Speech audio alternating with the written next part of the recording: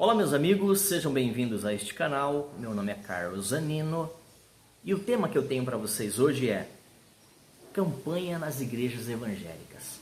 Essas campanhas, qual o propósito dessas campanhas? É bíblico. Então eu quero trazer, já fiz um vídeo, tenho mais vídeos no canal. Aliás, se você não conhece esse canal, entre neste canal, já te convido, se inscreva, toque no sininho de notificações para que essa plataforma lembre você dos próximos vídeos. São mais de 400. Vão aprender comigo? Bora lá, bem resumido, mas é uma reflexão que vai trazer para você, para nós, assim, vai abrir nossa visão a título de esclarecimento, a título de reflexão mesmo. Vamos comigo? Vamos lá. Rapidamente, é um apanhado que eu vou fazer desse estudo aqui, tá? Expressões como campanha, propósito, promessa, empenhos e etc e tal, são jargões. Depois você procura aí no YouTube ou no Google. O que são os jargões? Jargões, dentro do contexto evangélico, o que significa? Então vamos lá. Os jargões populares no mundo evangélico pentecostal, né? O pentecostal, pelo que entendi aqui, é empenhar-se em algo que parece ser, logicamente porque já estive nesse meio por muitos e muitos anos, uma forma de barganhar com Deus, fazer uma troca. Coisa feia, né? Como nós somos terríveis. Como o povo evangélico é terrível. Como a liderança evangélica é má. Então não adianta apontar o dedo aí para católicos, espíritas e outros sectas e tal, sabendo que a roupa suja tem que ser lavada dentro da nossa casa, no nosso quintal, tá certo? Então tá muito mais próximo a roupa suja a ser lavada do que em outro lugar. Então eu não faço mais parte desse meio, mas já fiz e eu posso dizer hoje aqui com vocês a título de esclarecimento, com a certeza daquilo que já foi vivido, tá? Então essas coisinhas de tomar lá da cá, esses talismãs da sorte, esses joguinhos de azar, não dá certo com as questões de Deus. Não combina, é a água e o óleo. Não dá certo. Não é possível.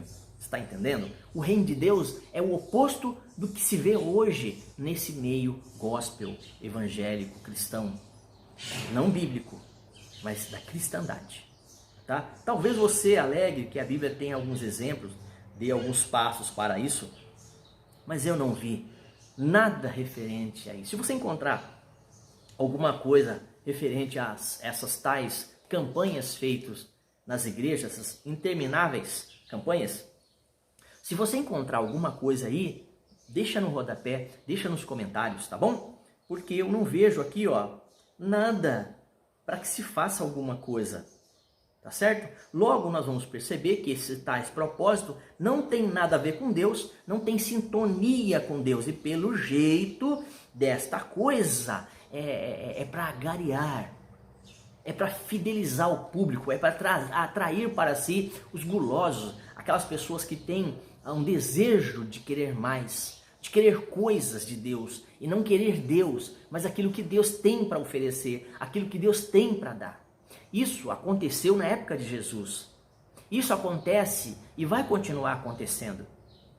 As pessoas que estavam com Jesus para ouvir a palavra de Deus através de Jesus Cristo, elas estavam ali não por causa de Jesus e das suas palavras, nesse sentido que eu estou falando de campanhas, mas elas queriam saber, tá, o que Jesus tinha para oferecer.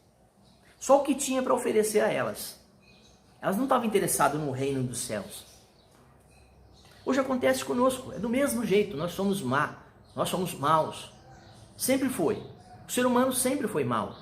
Desde que Adão e Eva pecou, trouxe para cá tudo isso.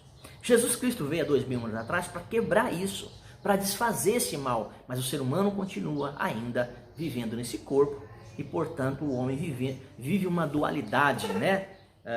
Um novo nascimento é a pessoa espiritual e a velha carne. E quando essa velha carne, ela se projeta, ela determina, ela tenta até o momento de conseguir os seus êxitos, né? Os seus planos, né? Então, o que nós temos visto aí nos rincões, nos apriscos, gospel é isso, são campanhas intermináveis, tá? Então, nós não vemos nada aí que possa ter uma justificativa, tá? Eclesiastes 3 nos fala que há um propósito, um objetivo, perdão, para todas as coisas debaixo desse sol. Mas não tem nada a ver com campanha de igreja, ok?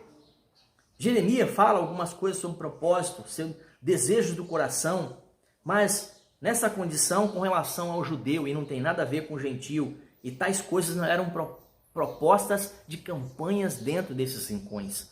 Isso tinha a ver sim com relação às questões da lei, não tem nada a ver com as questões da graça, tá? Então nos evangelhos de Atos, nas epístolas, aí você observa que existem algumas coisas que eram praticadas e eram feitas, mas nunca eram para si mesma, mas para agradar a Deus.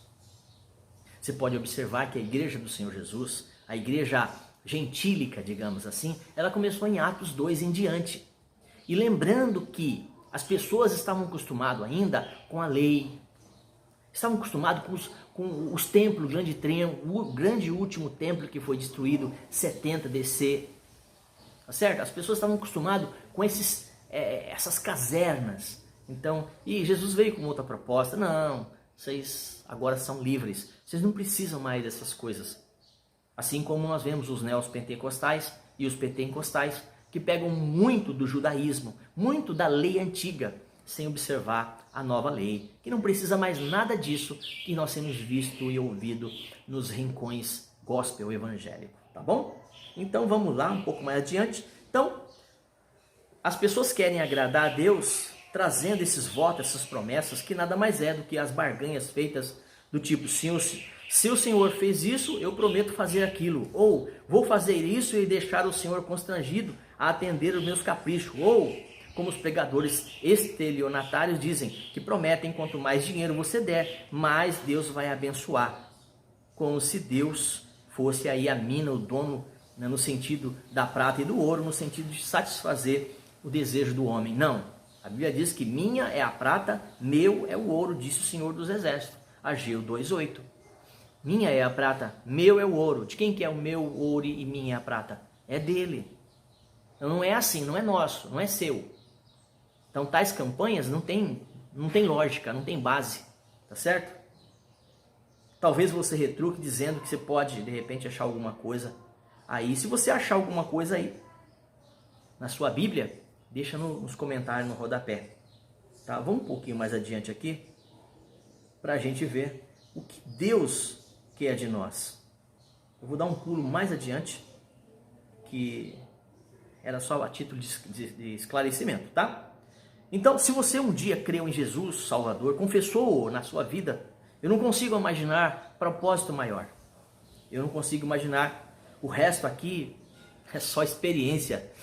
É só um empírico, uma questão empírica, tá certo? Não tem outro fundamento, não tem outra razão. Se você já teve um encontro com Deus, se Jesus já encontrou você no seu coração e já fez essa proposta de estar relacionado com Ele, você não precisa de mais nada disso que você tem visto e muitas vezes você tem participado desses rincões. Portanto, ofereçamos a Deus sempre, por Ele, a Deus, sacrifício de louvor. Sacrifício de louvor não tem nada a ver com cânticos dentro de um rincão, dentro de um prédio, tá bom? Isso é vida, tá certo? Isso é o fruto dos lábios que confessam o seu nome, somente o nome de Jesus e nada mais. E não vos esqueçais das beneficências da comunicação com os tais sacrifícios que Ele, em relação a nós, como tais que sempre o agrada por intermédio do seu Filho, tá certo? Hebreus 13, 15, 16, Provérbios 23 e 26, usando o velho e o novo aqui. Veja que o fruto nos fala da consequência, portanto, nem pensar em fazer algo a Deus ou tentando querer fazer algo a Deus, que não vai conseguir, não vai dar certo. Tá certo, querido, minha querida? Então isso é para você lembrar de que as coisas de Deus não é troca, beleza? Não há troca e não é troca. Você deve fazer as coisas para Deus sem precisar troca, amando, tendo essa relação pessoal com Ele. Tá certo, meu querido? Era isso que eu tinha para vocês. Deus abençoe a sua vida e tudo que você estiver fazendo e até um próximo vídeo.